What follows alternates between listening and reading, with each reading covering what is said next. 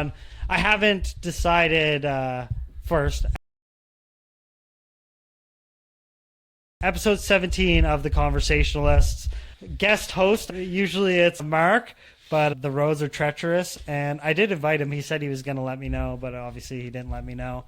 He was like, hey, yeah, man, I'll double check with my wife, and then it just like radio silence, and I'm like, I was like, yeah, he's not coming. And then I had a couple interviews booked these last couple days. Yesterday I had one, and then it was just like, yeah, no. I like the weather, and I think like the cold weather and shit just turns people off.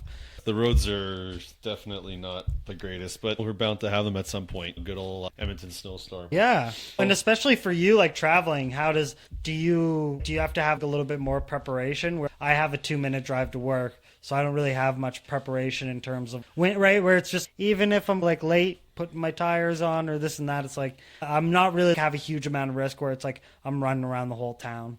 Yeah, I think, are you just talking about like day-to-day commute? Yeah, or just like whatever, even just, now do you have separate vehicles for what you do for work? No, well, it's funny because I started like renting vehicles, like if I go like for like longer trips, just because I know my father-in-law did it once. We went on holidays like 10 years ago, and I thought it was silly. I was like, why would you want to spend money to rent a vehicle? And yeah, it was funny because now that I bought like a new vehicle, I was just like, I don't want to put, if I'm going like on a 5+ hour drive, average is probably at least like 500 to 600 kilometers like one way. So yeah, I've actually been starting to rent vehicles for those longer trips, and it gives you a little bit more, I wouldn't say carefree, but you're not like, it's someone else's vehicle. And of course, like with not with work, but with my insurance and everything, it still covers, like, you have your own personal protection and stuff. Right. I have with that, so it's not, the risks are definitely there, but it's, you think about, I don't know, in the summer I found it to be actually not too bad in terms of maintenance, because I would just get a car, drive it, and then return it, and then it was like full of, I wouldn't have to. Yeah, I'm listening. I'm putting him on the side here. He's gonna drive me fucking nuts. There you go. Don't worry. There we go. Okay, yes. But yeah, but the biggest thing is, yeah, day to day, I think I'm not really doing, like, I just warm up my car in the winter, right? And just, I used to have winter tires on my older car, and on my newer car I decided not to, just because it's like they're way bigger and they're more expensive. But yeah, I don't know. I find that the Hyundai helps around here. So if you have to go somewhere, you can just, and especially in these like big storms, it's like they usually will have that one cleared or maintained. That's usually like the first thing that they're cleaning is the Hyundai. Yeah, so for the most part. But yeah, it's still a pain to, obviously you're still gonna have to go, some like in the middle of the city and stuff. So it's still, yeah, you got to give yourself like at least another 15 to 30 minutes depending on where you're going. So just because, and then that's the thing, is I find there's so many people that like just forget how to drive in this weather, right? So you're just like, and what I see a lot too is, and I watch a lot of like just Instagram like BS where it's like you're just watching the like Six Buzz or something, and they're all like, people are driving on the sidewalk and all this crazy shit, but like it's just like something where you're like, people just are like, rules don't apply, you know what I mean? Yeah, I'm driving this and it's like a go-kart, and like it doesn't really matter because whatever, right? Like it's just this thing.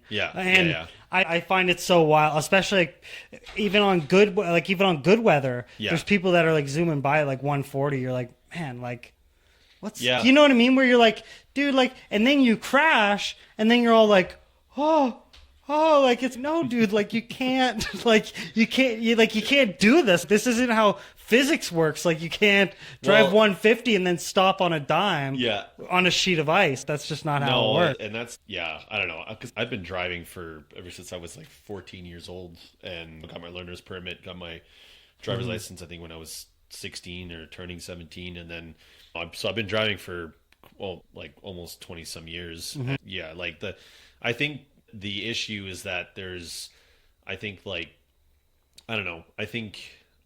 I always think about this, like, everyone that lives in parts of our country where there is a lot of like hazards, whether it's snow or rain and stuff, like obviously snow because it turns into ice and then can't ice, it's ice, right? You're just gonna Yeah. slip through. But I think like I just think people they're just not like vigilant enough to know how to handle that type of. And yeah, you see it all the time when people get in accidents. Like the biggest one I always see is 167th Ave, right? So Yeah. they have here.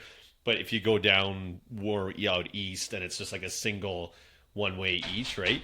I think that stretch, I think it's part of the city got rated like one of the worst accidents prone in the entire city, because it's people it's like bumper to bumper, and then it gets so icy because there's just so many cars, Yeah. right? And there's such a dense portion of the population that live in that area. And it's something too where like it's old infrastructure, right? So it's just like the higher the population gets, it's like they just don't have the capability. No, I think they just started. I think it was like it's from Manning or whatever, and then they just Right. started like expanding it to like have 2 and 2, so they Right. just like have another full like lane. But it's crazy. I think it took 2 years to do that, and then they only did it for like literally one stretch, but they're supposed to do it for 2. And then, or even 3, because it spans pretty long. But anyways, like I was saying, like you always see people do the kind of that swerve thing, Right? Because they don't want to rear end people, Right. But then it's like Then they hit 2 vehicles. yeah, and then they hit either 2 vehicles, and then the worst part is that if you ever get caught like behind that, the traffic is done. Like you have to either go around. Yeah, and it's a huge. Yeah, you see a lot that like people get into accidents because they're just not like. People are just not reactive. Where when you learn in driver training, it's like you look ahead where it's, okay, what is that like? Is it red? Is it green? What's going to be the flow of traffic going forward? So if I know it's stopping forward. But like, I think people are just so distracted with like just technology on their vehicle or whatever it is. But that's what I'm always like, and I'm not like an amazing driver by any means, but it's like I look ahead, right? Especially when it's super snowy. It's, okay, is everybody slamming on their brakes ahead? Okay, maybe I need to stop 20 car lengths behind. Yeah. Because it's like inevitably I'm going to slide. Yeah. So it's like I want a good 3-4 car lengths. Right. You know, Yeah. so yeah.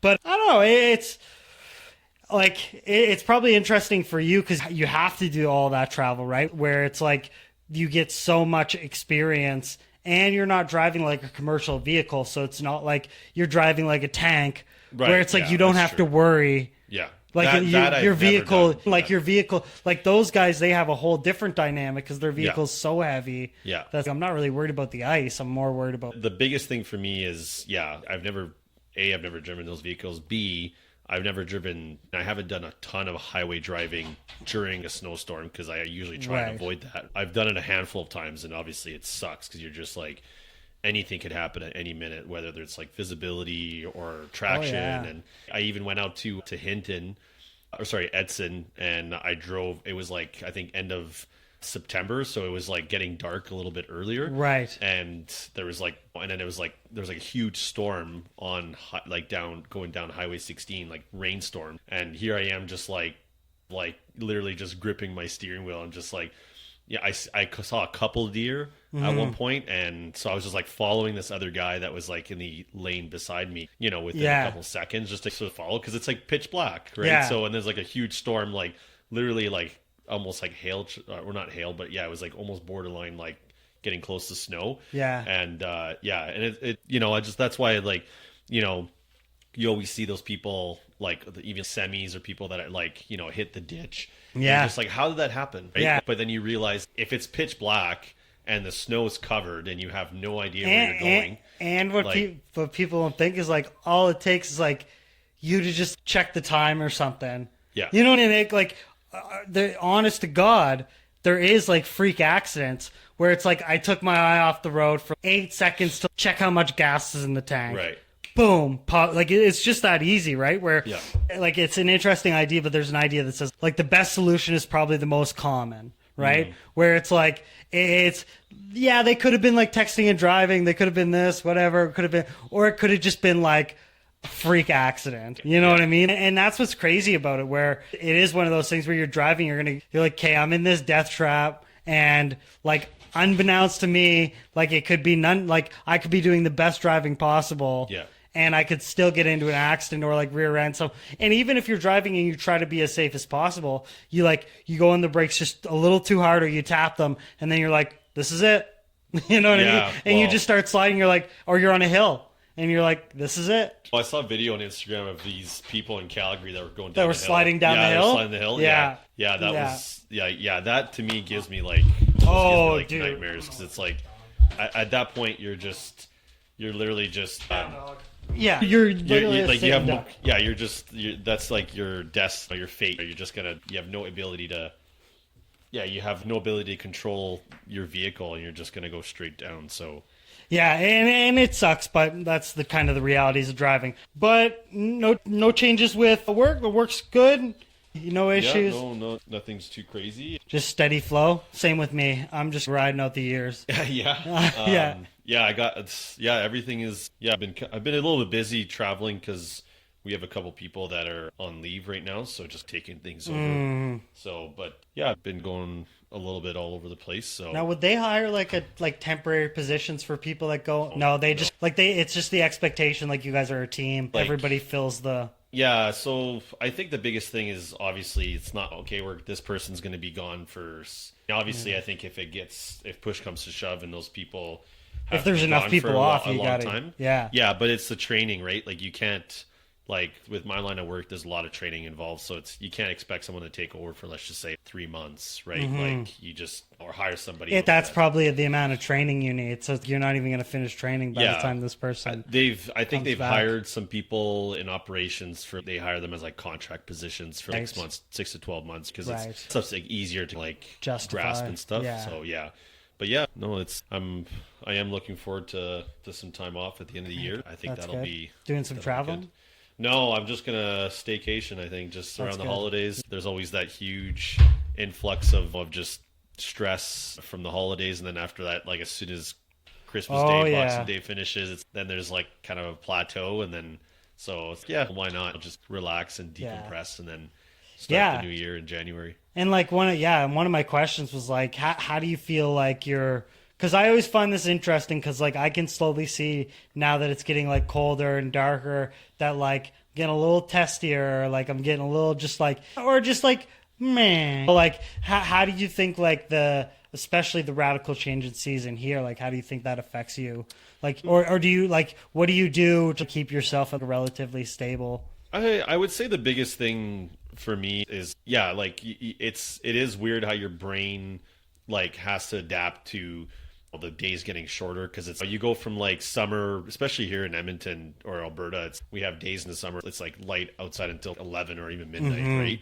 Like ish, and then you fast forward to 4 or 5 months later, and you have darkness at 5. I think the biggest thing is to have like hobbies to like keep you busy inside because obviously there's not a ton you can do, but no, I think one of the things I find is I used to work when I used to work at the U of A. I was working in this one of the quarters. I think I spoke about it last time. How I was like in the basement. You wouldn't see light of day like almost the entire day. Maybe a little bit when you used to clock in or go to work, but then you'd leave around 4 or 4:30 and it was already dark out. Like especially in the month of December, January.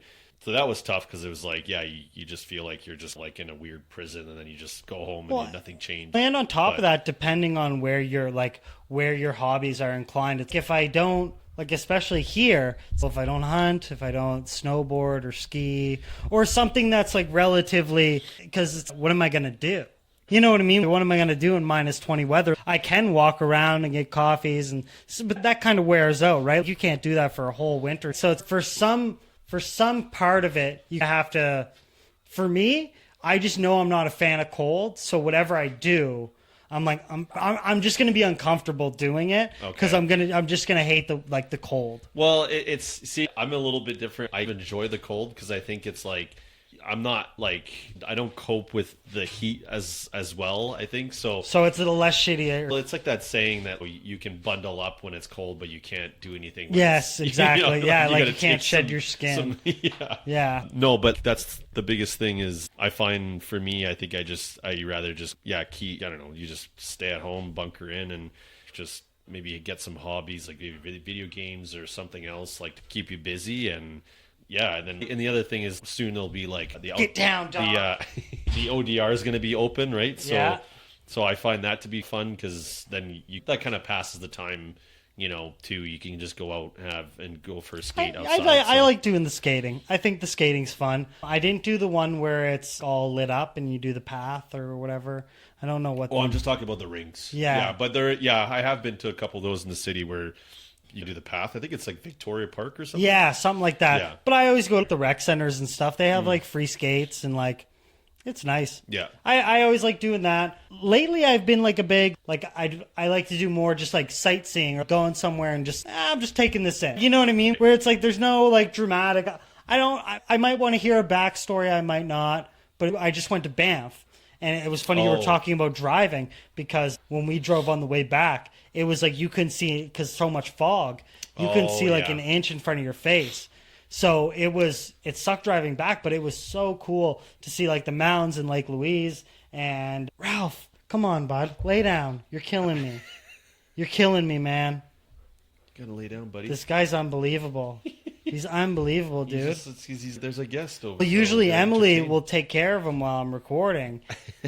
Lay down, bud. Why don't you try to lay down? And it was also nice to get a break from him, believe it or not.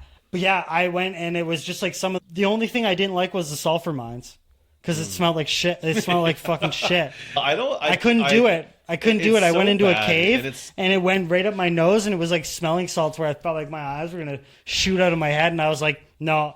It's not worth it. It's a cave. I get it.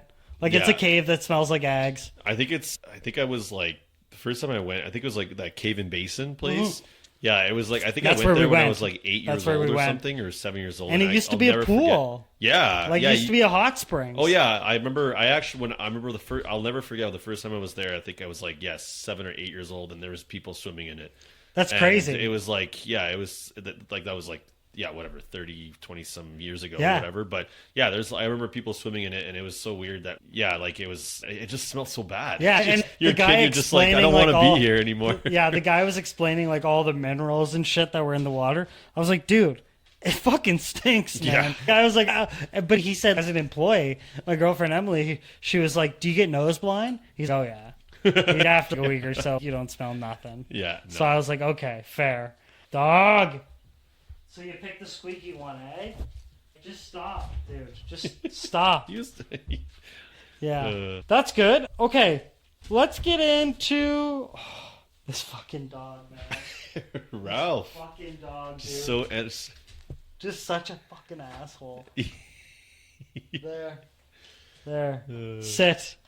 You fucking prick. What sports are you watching now? Just NHL? Like the whole run of the mill, or... I don't. It's funny because I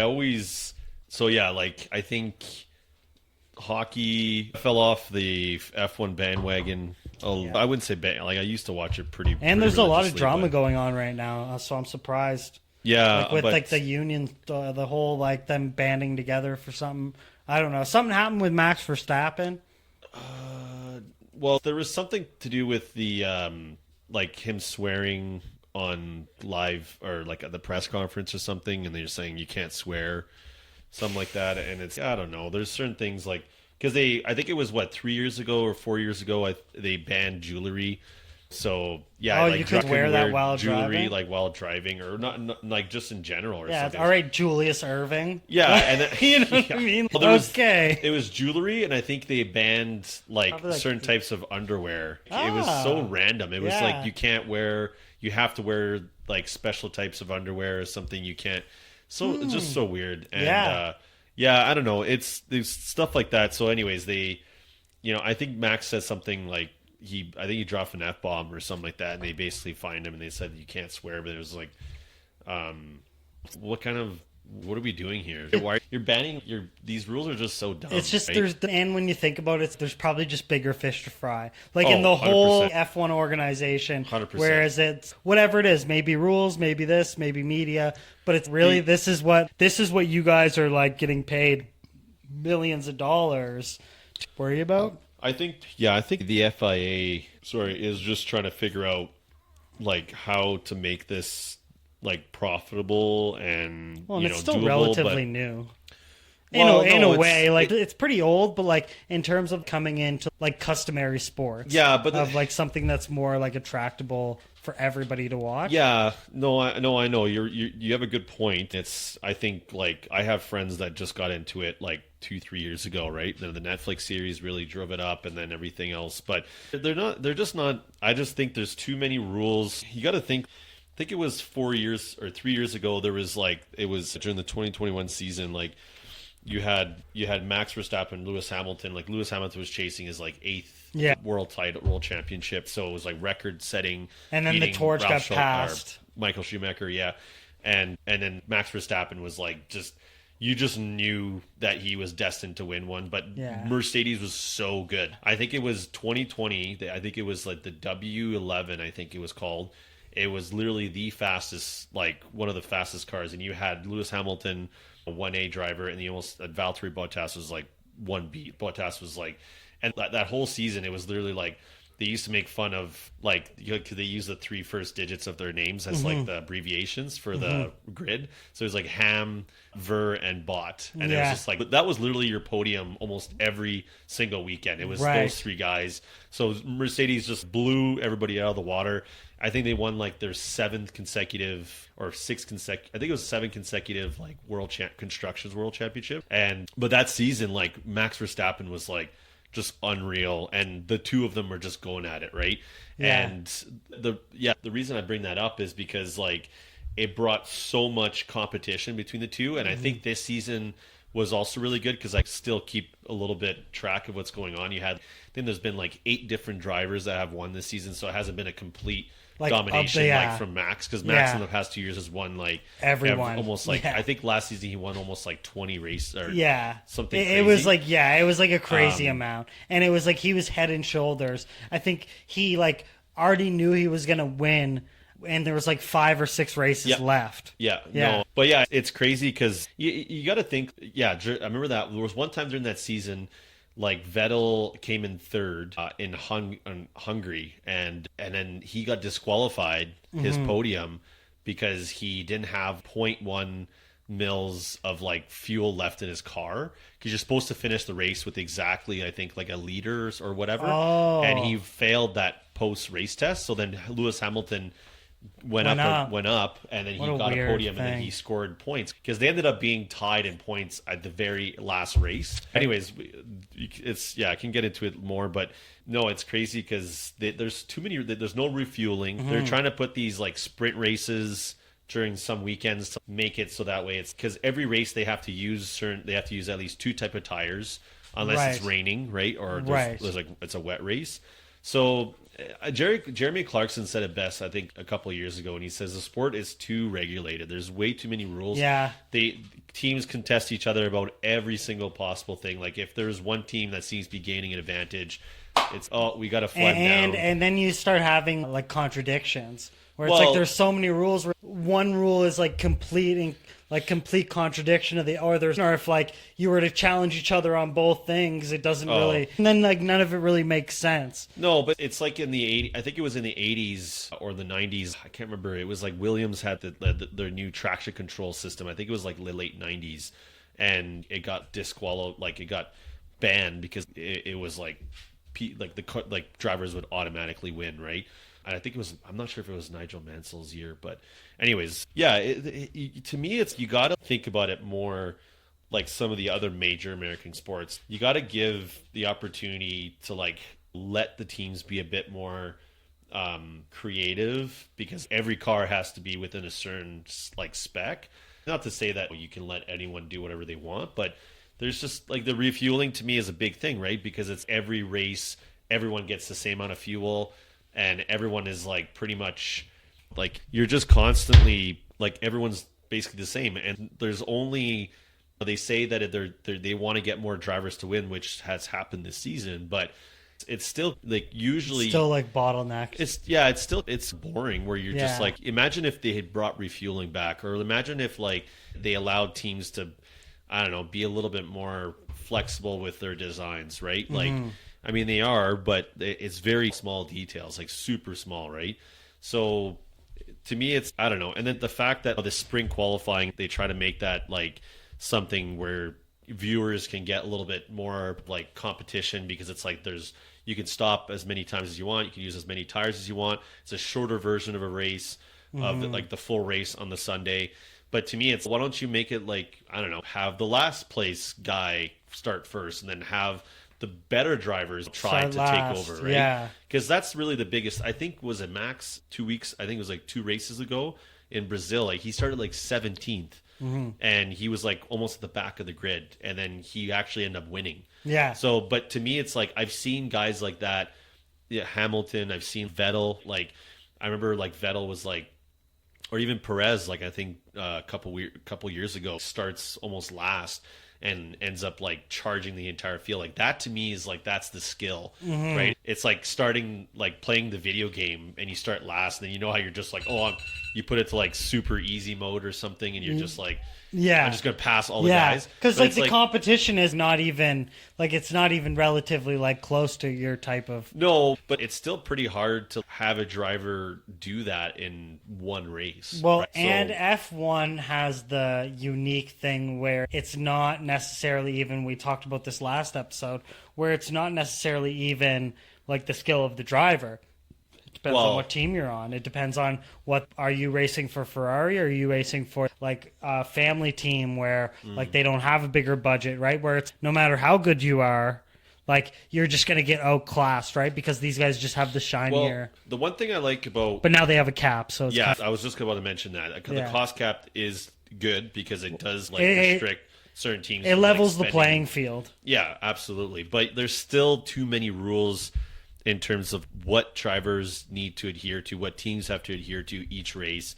To me, it's, you need to find, I think they are gaining more and more traction. But the other thing I keep talking to some of my other friends and family about is how they're pushing a lot more street races, right? So like Vegas, like a couple of years ago, and now they're thinking about expanding more races in the States. But I think the street racing is because, there's more chances that drivers can crash, like into a wall or something. But then you get into like morality of it, where you're like, it's not just that. I was just gonna say, I think it's part of it, because it's like street circuits offer more risk. But the thing is, shows more skill. If you look at a lot of other motorsports, like the places they race, like actual, I look at like Spa, right, in Belgium. They got Suzuka in Japan. Those are like racetracks that have been around for decades, because other than the fact that they've built up that notoriety, not as much as like Monaco, because Monaco, it's like a crown jewel, because it's and there's a lot of wealth, like exactly, there's right? a huge amount of wealth. People bring their yachts there. Yeah, so it's like a spectacle. But those other racetracks, the reason they're still around is because of the way they were designed, right? Like Suzuka was like Honda's testing track in, I think, the 60s or something. So that's how they developed a lot of like race cars and in like testing engines and stuff like that. So there's definitely technicalities to it. And same thing with Spa. It's the longest track in the calendar. It has the fewest laps. I forget how long it is, but yeah, it's awesome. It's I think it's still a great track. A lot of people think it's boring, but I think, you think about that one turn at the beginning, or near the beginning, it's Rouge and Radion turns, and it's like people, like drivers are literally experiencing like almost 4Gs twice within a second, and they're going up this uphill bend at like almost max speed of 300 kilometers an hour. Like, that to me that's insane. Imagine driving 300 kilometers an hour and you have to make two sudden like quick I just think of I think of is like the mental sharpness, or like the mental acuity that you have to be able to like just be able to multitask, or understand, or have like your thumb on so many different like things, and be like, okay, I'm monitoring this, I'm watching, like even just get the simple like monitoring like your breathing and like your bladder, and okay, what if I'm driving, I need to piss, you know what I mean? Like, I still have to focus while I'm pissing and whatever, while I'm probably just pissing my pants, you know, and I still have to focus. Because those are all like sensations, right? Of like, how do you stay ninja focused without being like, or being like, oh fuck, it's so warm down there, right? And then you crash. I don't think, no, it's the resiliency is definitely one thing that I find that you need, only a handful of people in the world have it, right? Yeah. Like, to be like laser focused, and you got to think like drivers that these drivers, they're like athletes like everybody else. Like I always hear, oh, they're just driving around in circles. Yeah, they in a way they are. Yeah, but if you want to think about it that way, but sure. it's not just F1. You got to think about IndyCar, NASCAR, right? You're driving these vehicles at like extremely high speeds, and when you're doing that, there's gravity that's pulling you, and if you've ever done anything that or if you've ever experienced like high G-force, you can't. It's not as easy as you think. There's a reason why it's like astronauts because it's like all the G-force is pulling you. You can't breathe. You can't focus. Your blood you is have to being find ways to push through. Yeah, and then B, it's extremely dangerous. Like people die from this sport, right? Right. Like you're in this little vessel, and you want this vessel to protect you if you crash into a wall. Yeah. So and then obviously there's other things like dehydration. There's like just not only that, the ability to communicate. Yeah, like these guys are talking to you, like your principal's talking to you the entire time. Yeah. And it's like you can't be like, wow. Well, you know what I mean? Like ball watching. You have to know what's going on, right? Be able. It's funny you bring that up because when I went through my phase of esports, like I did a little bit of esports with motor racing, and it's funny how like you put yourself into this like kind of mode where you're focused on, because depending on the difficulty that you play, there's certain like driver aids that were either turned on and off. So I was usually competing like midfield. There was like traction control or ABS and all that kind of stuff. So depending on that, it totally changes the dynamics of like how you interpret like each turn, right? And then I'd be watching the guys that are playing like top tier, no assist, no nothing, no racing line, no whatever. And it's hard. It takes a lot of practice to memorize how you're going to tackle each turn or each track. And I think the biggest thing was seeing like you put yourself in that zone, right? And you're just like focused on like remembering, where you're going to brake and how much you're going to brake and like how you're going to turn.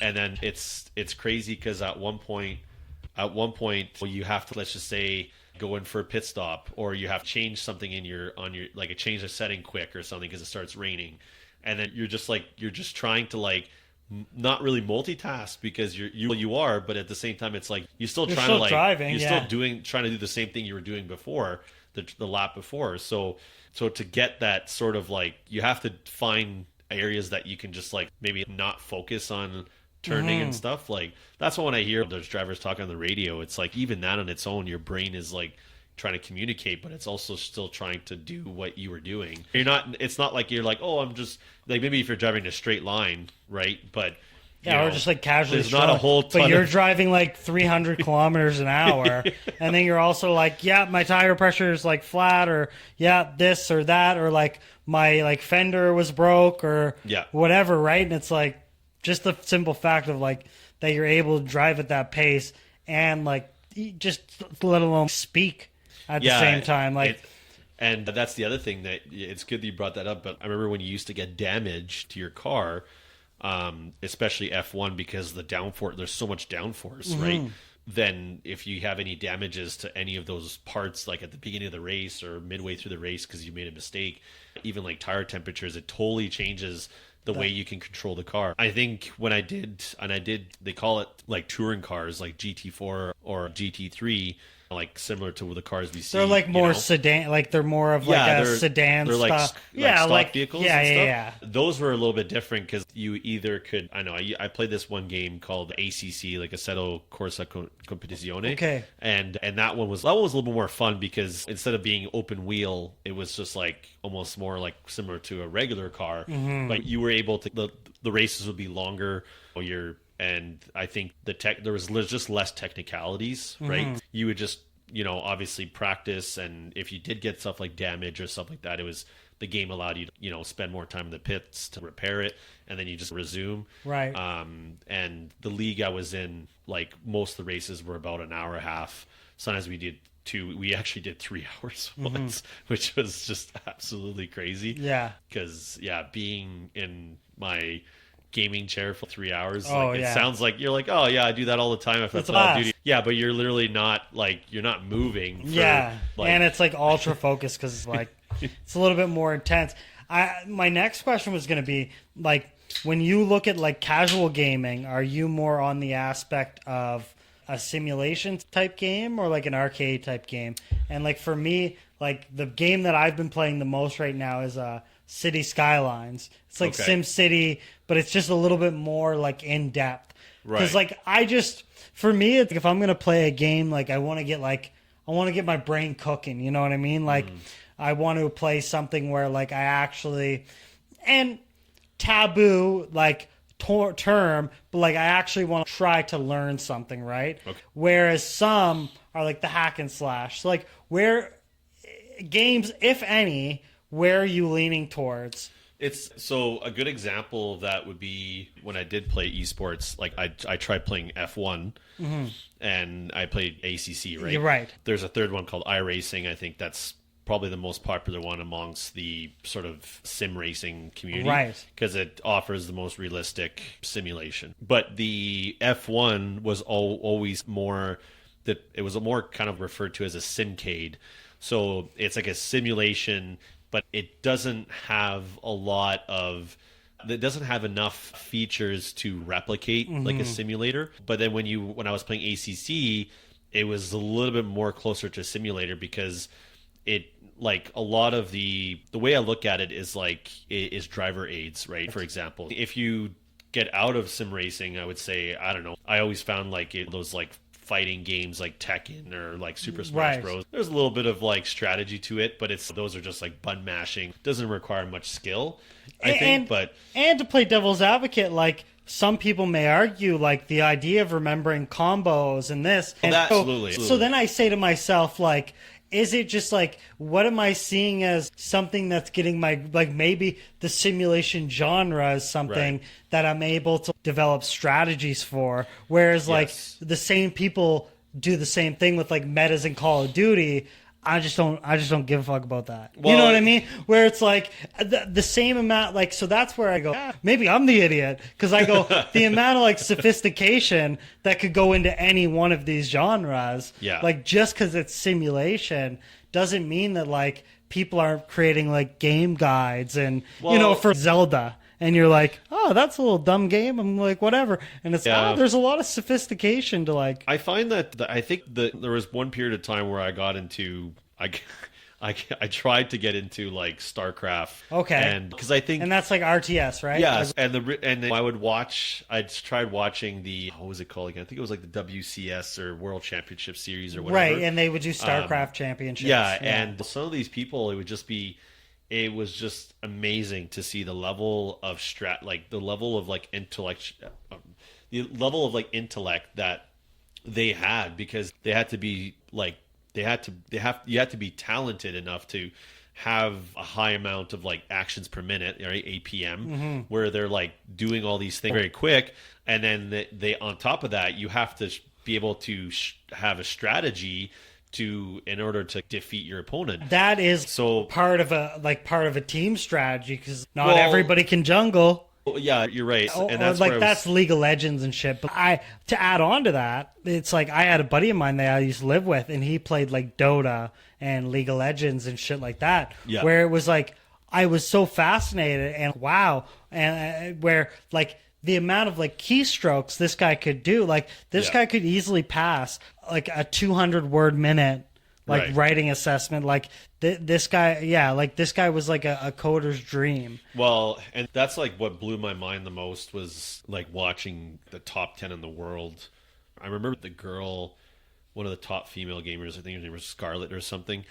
You know, even to watch some of those players like Scarlett, the other guys like you're like their APMs would be averaging around like 250 to 300. Yeah, right? That's crazy. Which is like within 60 seconds. Right, like that means you're doing what, like 6 actions per second. Like, you're literally keystroking something, 6 right? seconds, yeah. And that's not really a simulation, because that's just like an arcade game. But you're still developing like a skill that you have to be like very good at, because the amount of strategy that goes into those games. It's you have to figure out a way to like best your opponent, and it's not. Yeah, and in that community, you're like hailed as God. Oh yeah, you know what yeah. I mean. So that's where people understand where they go like they see one clip that's like out of their algorithm, and they're like. Pfft. And it's, to like certain people, you just saw Jesus. Yeah. You know what I mean? Like, yeah. you just don't know. It's like people that aren't in like the motocross world, like you see a trip with Travis Pastrana or something, Right. where you're like, oh yeah, it's just a dude like riding a motorcycle. And it's, no, that dude is like the man. That's right. You know, so like, and I don't know, like interviewing different people, it gives me a little bit more of a perspective in that. Because then you talk to people and you go, oh, and then you dive into their profession and go, oh, like I might be like interviewing a real estate agent. And then you go like, unbeknownst to me, I like walk around the streets of Edmonton, doing my thing, right. not knowing like this real estate agent is hailed as like the like the best of the best, and people are like following this person's strategy and like they're taking this person's blueprint, and you're like, oh yeah, like streets are snowy, blah blah blah. You know what I mean? Yeah. Everybody goes around, they're like, I know so much, and I'm very like connected. And you're like, in your world, yeah, like in your blast radius, yeah, for sure. Yeah. But it's as soon as you step out of there, like nothing has any perspective. No. And it's very interesting because it's just it just makes you want to. It encourages you to want to like continue to try different shit, and it just humbles you. I think that's a big thing that everybody needs is like to try something else and then go, just to get like opposing things or whatever it is, right? A little off topic, but yeah. No, it's all good. Yeah. I don't want to run out of time, but I want to get into, because we said we were going to talk about this last time. I know you've been hard at work with the fantasy league. So I wanted to, So what we're going to do is we'll edit some of the videos, like we'll clip some together and do a little hot reel to just show what's going on. But how's it going? Like, how's the engagement? Are you getting like the engagement that you're looking for? So I think, to be honest, I've been lazy on the Instagram front, but the YouTube, I find the YouTube is the easiest because you allows pretty much everyone that's in the league to have access to, right? Whereas I think there's a couple of guys that don't have Facebook, a couple of guys that don't have Instagram. It's like YouTube's just like anybody can go on it, anybody can see it. You're at work, you can log on. Yeah, and there was one reel I posted that like I don't expect any crazy amount of views or anything, but there was one reel I posted that got 174 views, and it was like a recap of, because we have one in-season tournament called the Rivalry Week series competition. So I started that last year as a division versus a division. Basically, every 3 weeks, like each team from like each division basically faces off a team from the other division, whereas usually every other week is a team within their own division, right? So it gives you like a rivalry between the two, right? Right. So, and for some reason it got like 170. I didn't even notice it, but I logged in like a couple, like a week later, and I was like, how the hell did this get 174 views? And I mean, it's usually because of the like usually when you look at it, it's usually because of like the audio you attach or the hashtags. So, because the hashtags, if you hashtag your videos, it will go on the discovery page. So then anybody searching those hashtags or have liked previous reels with those hashtags in them, it will generate more. So that's another thing. And then depending on the audio that you use, so say you use a song that has been like used on very like viral videos, that will, because they liked a viral video, it will be more likely that your video is going to show up on their reel because it's the same audio. That's interesting. Yeah, you say that because I don't remember what exact piece of audio I used, but it was actually like pretty surprising to see that, because I was like, I reviewed someone else reviewed the video, I don't know, like 100 times by accident or something, but I was just like, I don't know, I feel like it's like either the other thing is that, so I have this thing, I've been doing it for a couple of years now, where I like name the divisions by like the Kahoot names, the genitalia or whatever. Yeah. So I thought maybe that was like something that people saw you know, the 2 division names. Like we have the one, it's called Dixie Enormous. So yeah, and then we have, I don't know if I'm allowed to say the other one, but it's like Barry, like Barry. Yeah, it's like Barry, but it's like McCockiner. Yeah, so I just do it to be a little, just add a little bit of humor to it. But so I was like, I don't know if people saw that and it was funny. And it's interesting because that can go one of both ways, where if you're sneaky enough, you can do it and the algorithm won't catch it. But if you're like, I want to drive my cock in her ass, where it's like, bam! Whereas if you're a little sly about it, you can slip through and then people can like it. Yeah. But if you're too upfront and vulgar, then it like they just like they hard strike. You're like, I saw one where I posted a video on my YouTube and it was like a highlight that I clipped of like a lingerie fighting league. Okay. And I was like, because this chick she knocked the chick out because she like choked her out with her thighs. Oh. And she thought the chick tapped out, so she like let her go, but the chick was like unconscious. And I was like, what would it take? But the video has like, to this day, I posted like probably a week ago. And most of them get like a few thousand, depending on what it is, depending on what I'm clipping. But this has 7 views. So you're like, maybe it's because of the excess nudity or the fact that it mentions lingerie or whatever it is, right? Right. It's like you can clearly tell that like YouTube they don't like that. Yeah, and you know what? Actually, I think the hardest one so far has been Facebook, because so one of the guys in the league, I think it was like sometime last year, around this time of year, he started making these random videos recapping what happened during the week before, right? Right. So he would either and these are like the ones with the memes. Yeah. Yes, So I thought that was very clever. Yeah, I was like, that's pretty clever. It's so funny because he started it last year, and then now pretty much every single week he has like sort of a recap video. Yeah. And yeah, the one that he posted, I think a couple weeks ago, it got flagged on Facebook within the same day. Yeah. And it started, I think, he posted one video, I think, in March, and it got taken down. And I really don't and then even one of my videos that I posted in April just got flagged a week ago. And it was like some kind of, you use the audio that's copyrighted. Which is like such bullshit. Like sometimes, the big thing to stay away from, unless you're on Instagram and like you're doing posts, is like staying away from the audio, because like the audio is some of the biggest copyrighted stuff. So you even see like on a podcast as big as like Joe Rogan, where like they're like, "Oh, play the track," and he's, "No, don't play it because it will get the whole thing."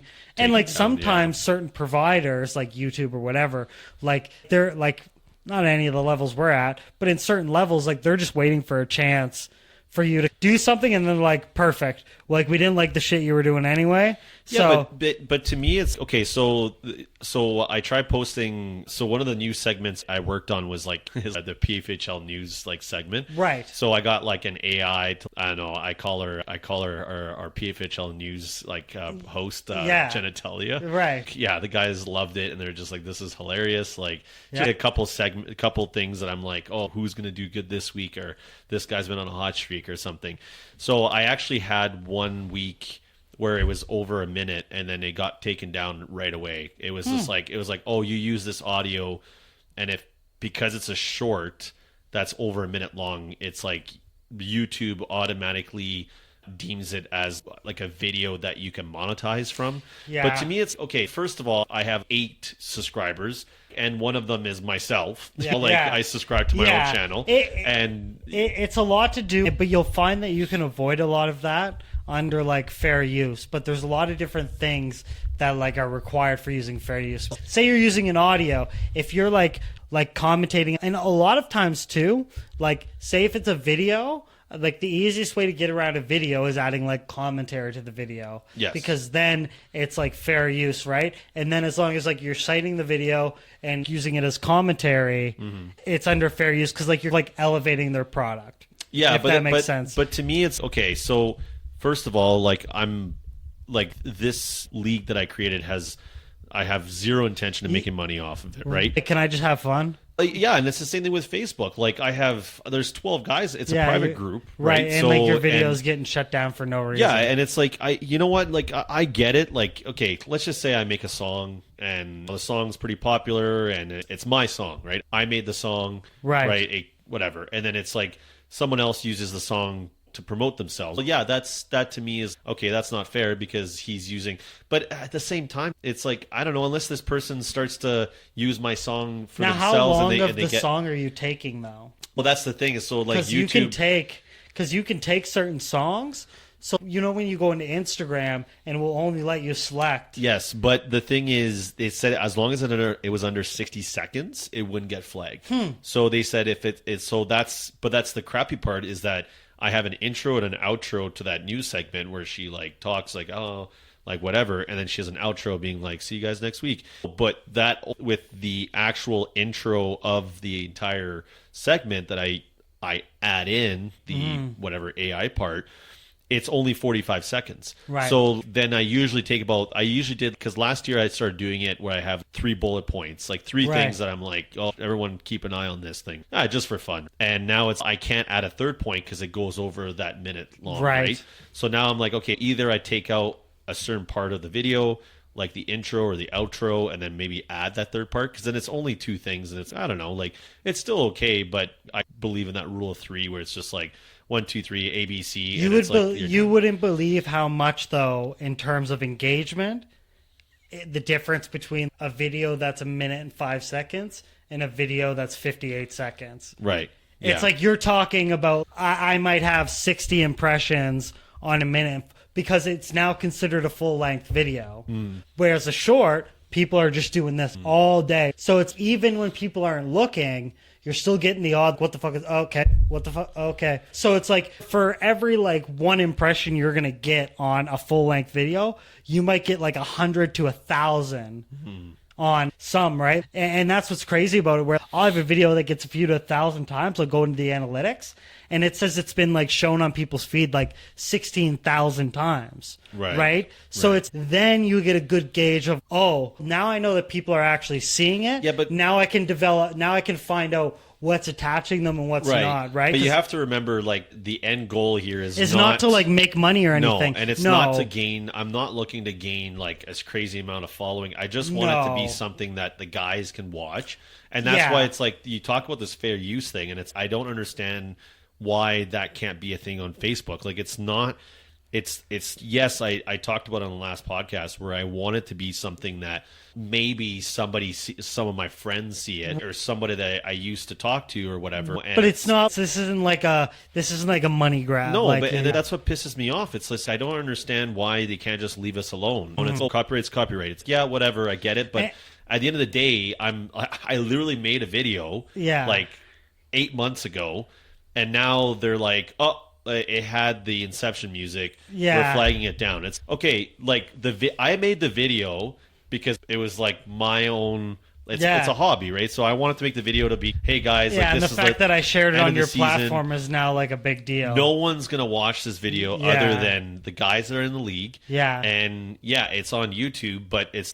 Why is it such a big deal that 12 guys guarantee? I think it has something. I think a lot of that and what you're talking about has to do with the amount of infrastructure people have in like their IT department, or like how much is invested, or even just like how much artificial things that like. So YouTube has a way bigger like artificial integration on like where they have like content IDs, and none of this takes manpower, right? Where it gets all seamlessly linked. Right. Whereas Facebook, they probably don't invest the same amount of money because like advertisers are a way bigger revenue generator for Facebook, whereas someone putting their music out, or someone putting, say, The View putting their episode out on YouTube, like that's going to net them a bunch of money. And if someone steals that episode, but whereas like that's a bigger like transaction, whereas Facebook, it's no, we just sell ads to Ray-Ban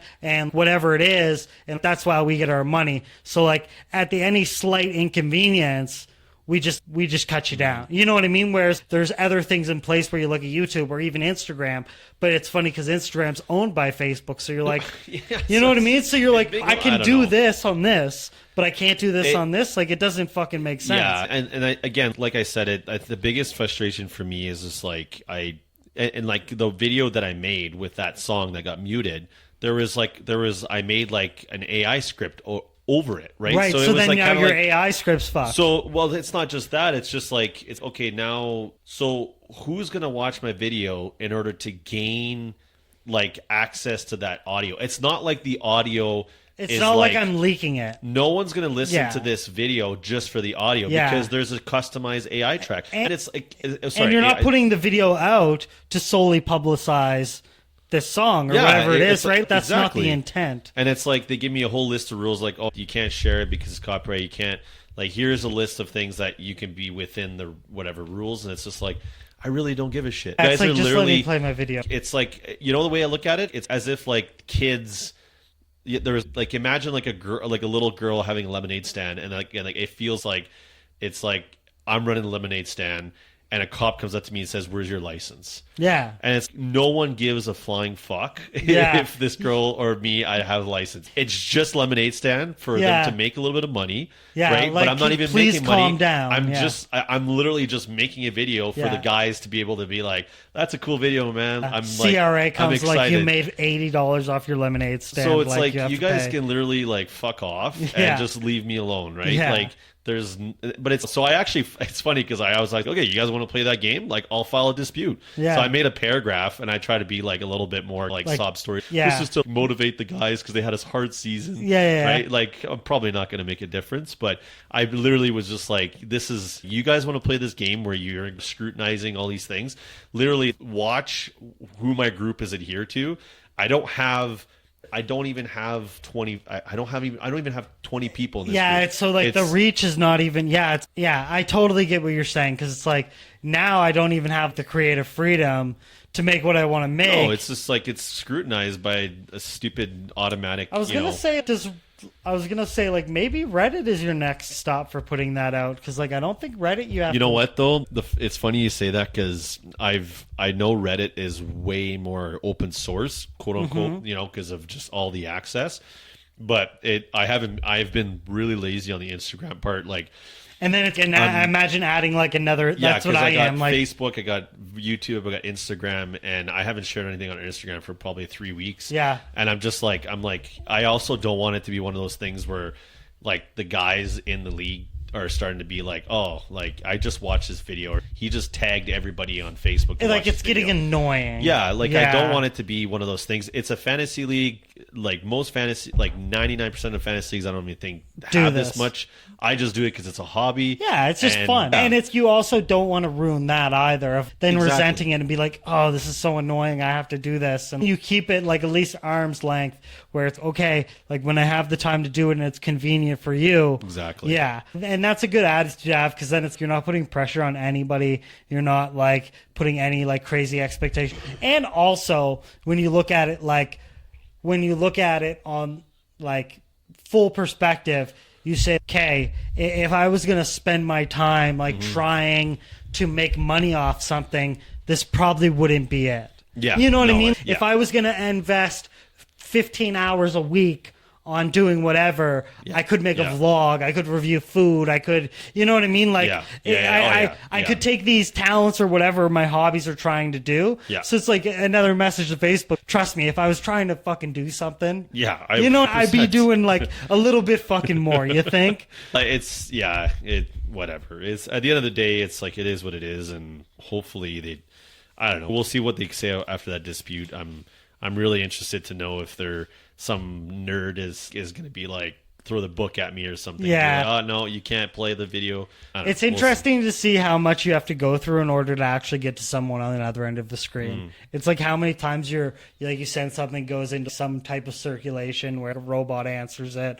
or someone just clicks a check and it just gets moved on. Yeah. Someone actually like reading the paragraph you wrote. I don't know. Between now and there, it could be like who the fuck knows. Right. But now getting into just a little fun segment we have. So I was at Walmart found some cards, and as a commissioner of a league, I want to make sure this guy knows what he's talking about in the hockey realm. I don't know what I'm talking that's about. Right. I definitely don't watch as much hockey as some of the other guys. That's all right. But we have 2024-2025 Hockey Series 1, looking for a rare Outburst Silver Young Guns card. 12 cards. We're going to do a top 6 and a bottom 6. Let's crack it open, and then let's hand you This is what I want from you. If you're able to, each card, I want a brief explanation. If not, it's perfectly fine. And like your predictions on how they're going to do. Like okay? The player? Or? Sure, yeah. Okay. Okay. All right. I think the inserts, so there's usually 3 inserts. Okay, let's see. I think they're, I can't remember if they're where exactly they are. I think they might be at the back. I thought I saw a gold. That's just the color though, but okay, these are upside down, but whatever. First one. I think it's yeah, this is a base card. Yeah, I think it's like the last one.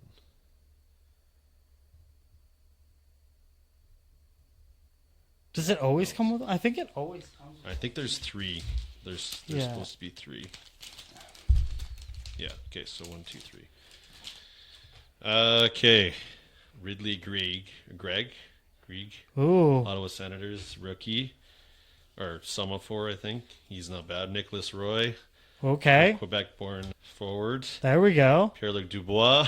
Ooh, there we go. That's funny because it says, so that's the other funny thing is these, so I've been collecting since 2016. I took a break for several years. I was told that some of these get printed like way before. And then they get traded? They get released, and yeah, so like he got traded to Washington, right? So this would be one of our bottom 6 outdated. Yeah. There we go. Roman Yossi. Okay. Ooh, Predator. Well, these are all base cards, so they're pretty common. So, Mitch Marner. Okay. So, decent Toronto forward. I don't even know. These cards are upside down. Ross Colton. Okay. Colorado Avalanche. I think it's funny, I had him in my lineup and he got injured. I think he got like a broken foot or something.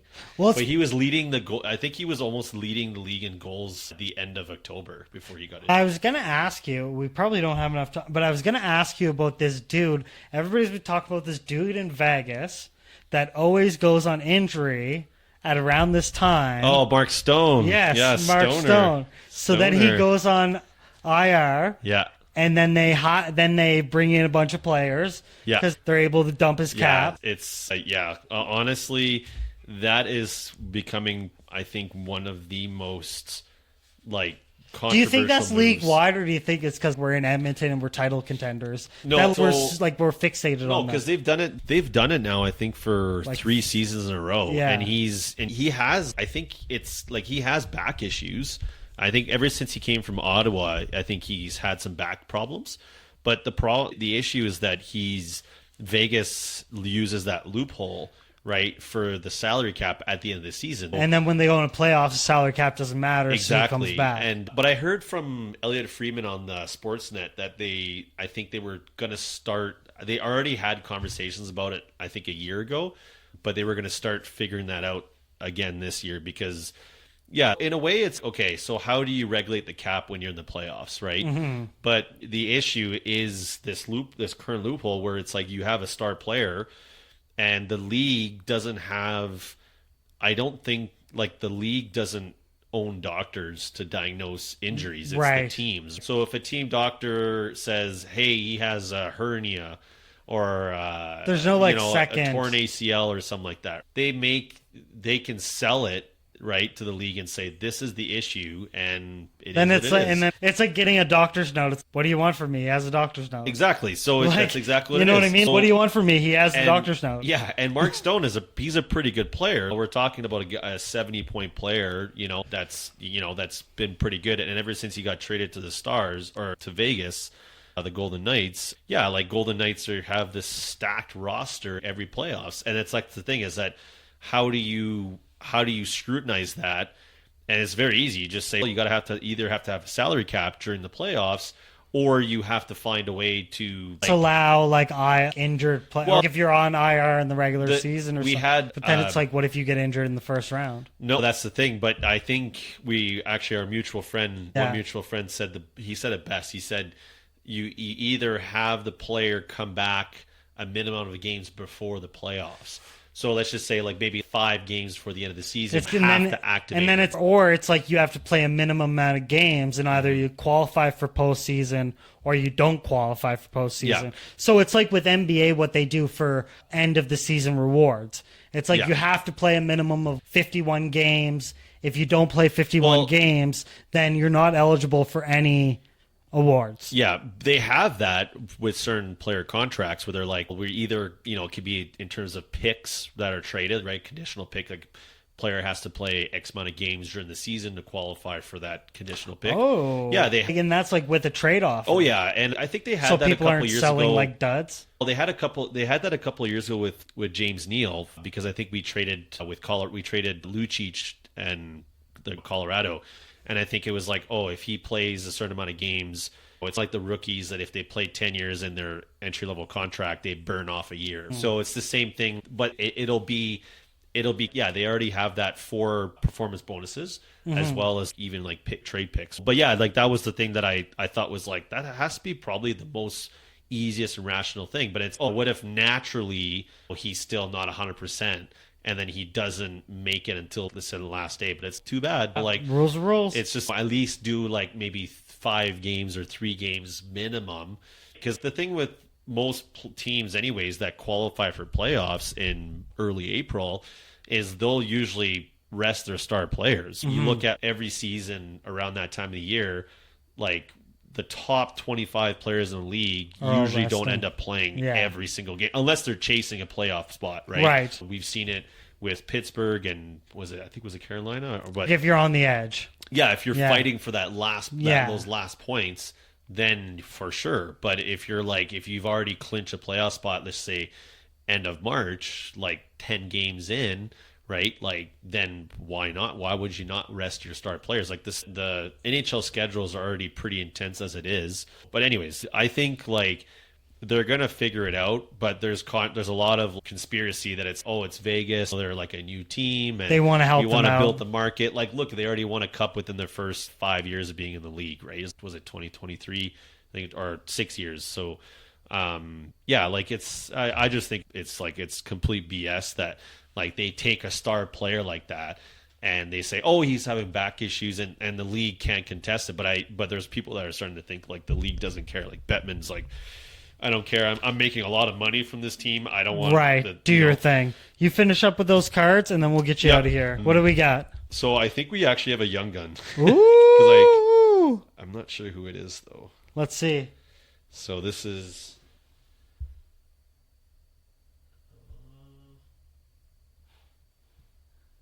Who do we got? White helmet, number 83. I don't know who that is, though. Let's see if I can go from this side.